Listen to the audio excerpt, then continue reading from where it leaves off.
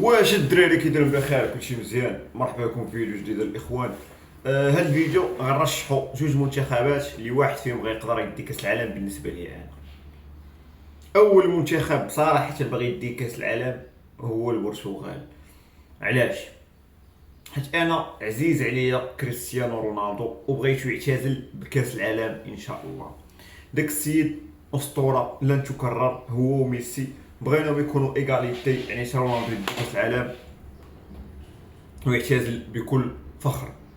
حيت ما يمكنش لاعب في 41 عام عنده هاد الجهد دابا، راه رونالدو والله لا تصفيقات ليه. وباغي البرتغال ديه، يا ربي ديه البرتغال. ثاني منتخب اللي باغي يديه وتا هو ما كرهش هو يديه، زعما تا هو من الاول، اللي هو البلاد ديالي المغرب.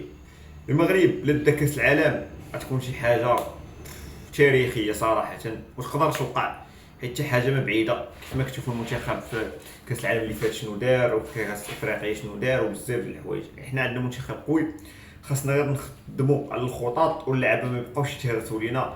عندك لعابه تبارك الله، عندك دياس، حكيمي، العيناوي، بوفال، كاين لعابه. شوف اللي ناضي. انا بغيت نعطيك انت واحد السؤال: شكون المنتخب اللي كيترشح وغيدي كاس العالم؟ انا المنتخب اللي كنرشح وغيدي كاس العالم هاد 2026 وتنقولها وكنتحمل المسؤوليه، لا هو المنتخب البرتغالي بقياده دون كريستيانو رونالدو ان شاء الله.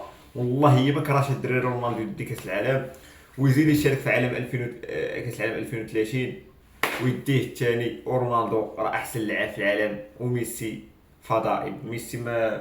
ميسي من عالم اخر، ورونالدو احسن لاعب. وهادشي اللي كاين الدراري. تهلاو.